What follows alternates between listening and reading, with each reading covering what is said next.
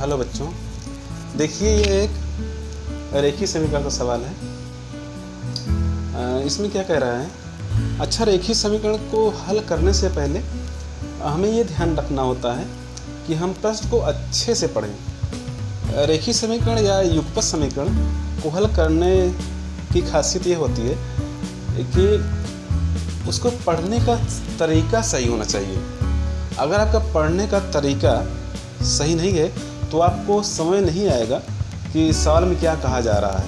ठीक, तो आप ऐसे देखिए, वह संख्या ज्ञात कीजिए जिसके पाँचवें भाग में जो संख्या है उसको पाँचवें मतलब 1/5 में 30 की वृद्धि करने पर अब यहाँ पर रुकना है, वही प्राप्त होता है जो उसके 1/4 मतलब उसी संख्या के 1/4 भाग में 30 की कमी करने पर प्राप्त होता है। ठीक, तो मतलब ये है कि माना संख्या हमारी है x। ठीक, अब पहले साथ क्या है कि संख्या में जो संख्या है उसके 5वें भाग में 30 की कमी करने पर, तो सबसे पहले तो हम संख्या का 5वां भाग ज्ञात करें। तो संख्या का 5वां भाग लिखेंगे, पहले हम संख्या लिखेंगे, संख्या का 5वां भाग लिखेंगे, 5वां भाग।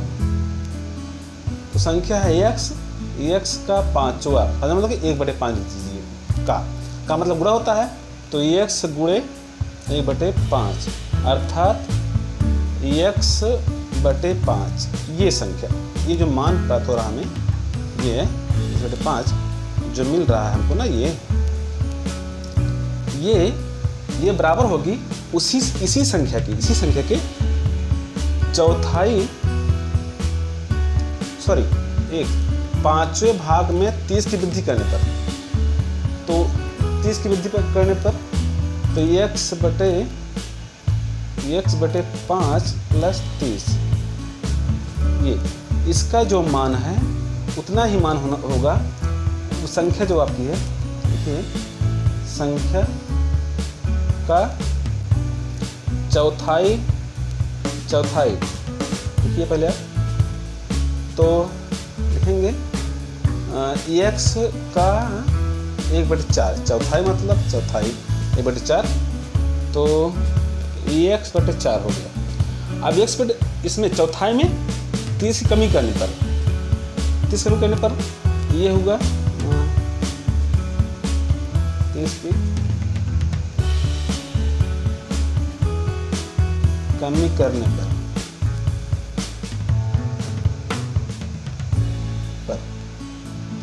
आप देखेंगे क्या होगा, तो x/4 में 30 घटा लीजिए, ये कमी हो गया।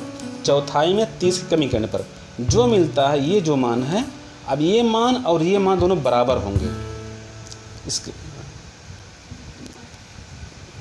ठीक, प्रश्न के अनुसार ये दोनों मान होंगे बराबर।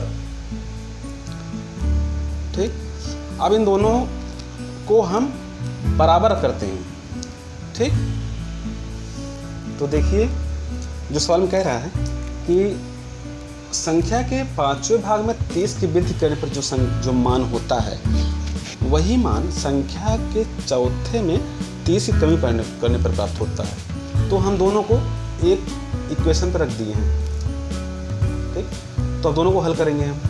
ठीक, देखते हैं, तो x/5, ये x का मान जो x वाला पद है उसको हम बाईं तरफ ले जाएंगे, तो ये यहाँ पे धनात्मक है, तो बराबर को उधर जाने पर ऋणात्मक होगी, तो x/4 -4 होगा, इक्वल ये बराबर है। यहाँ पर -30 है ना, ये -30 लिखते हैं यहाँ पे। जो वहाँ पे +30 है, इसको हम इधर लाएंगे दाईं तरफ में, तो यहाँ -30 हो जाएगा। ठीक, अब वो दोनों हल करते हैं।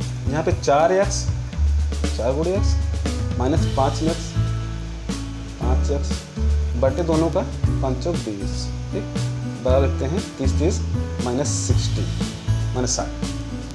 ठीक, अब दोनों से घटेगी 4x से -5x है तो उल्टा है घटाना है, तो मतलब हमारा -x आएगा। ये -x/20 बराबर -60।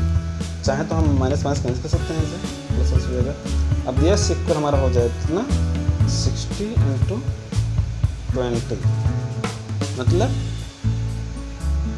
6 दूनी 12, 12 के बाद 1 0 2 0 2 0 चल लीजिए, ये हमारा मान है।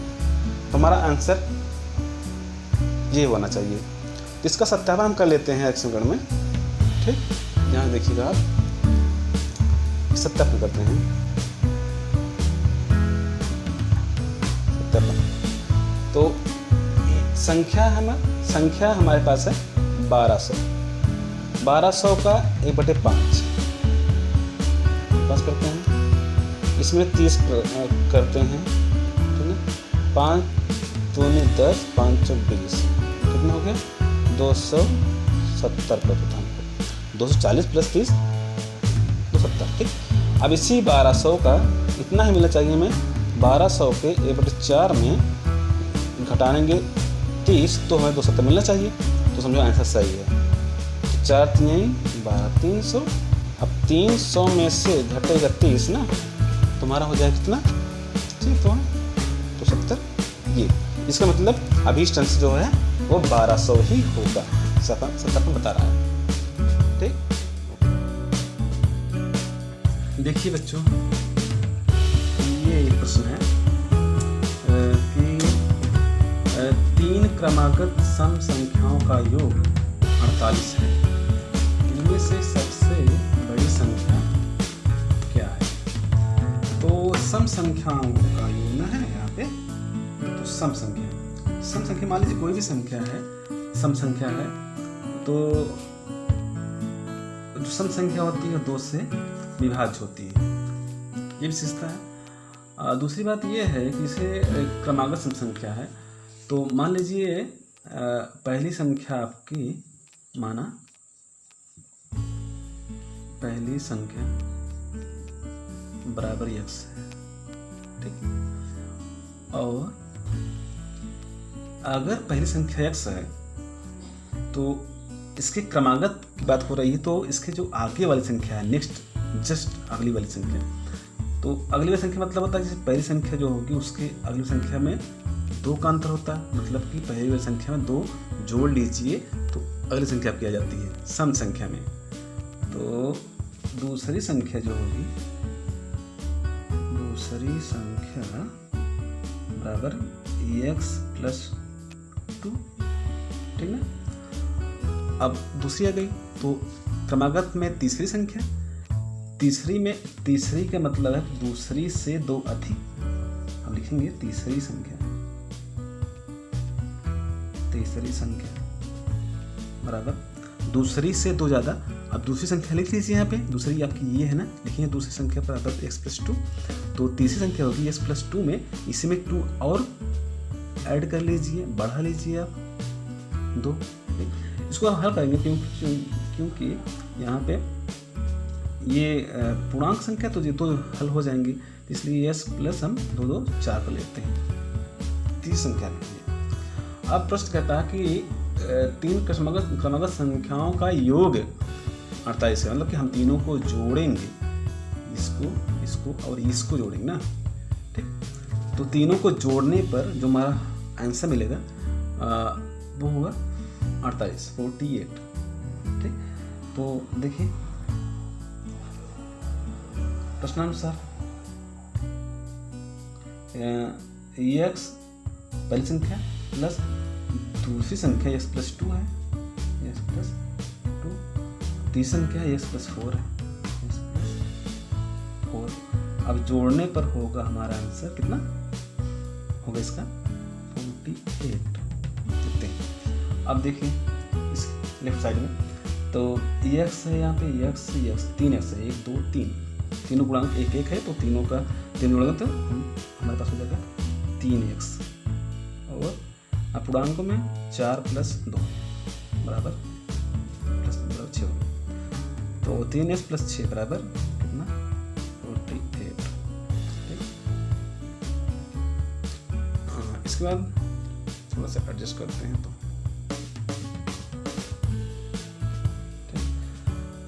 3x प्लस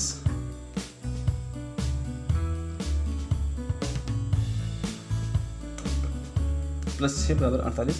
तो 3x बराबर हो जाएगा हमारा 48 माइनस 6, 42 हो गया। मतलब 3x बराबर 42 पढ़ाई इसमें से। तो अब 3x मतलब होता है 3 गुणा x 42 है, ठीक। अब x हो गया यहाँ x बराबर, अब वहाँ पे गुणा है 3 का, तो यहाँ इधर आएगा दाहिनी साइड में, तो भाग करेगा 3 यहाँ से, यहाँ पे 3 है, ठीक। तो 3 से भाग करेंगे पहले तो हो गया कितना 14, 3 कम 3, 3 चौक 12, ठीक। तो मतलब पहली संख्या हमारा हो गई 14, दूसरी हुई 16, तीसरी हुई 18। अब तीनों को जोड़ने पर हमारा 18 होना चाहिए, तीनों को जोड़ने पर 18 होना चाहिए। ओ सॉरी, तीनों को जोड़ने पर 48 28 होना चाहिए। तो ठीक है, 4 6 10 10 8 18 88 ले 1 2 3 4, ये आपका 70 हो गया, कर सकते हैं आंसर। तो आंसर हमारा ये होगा।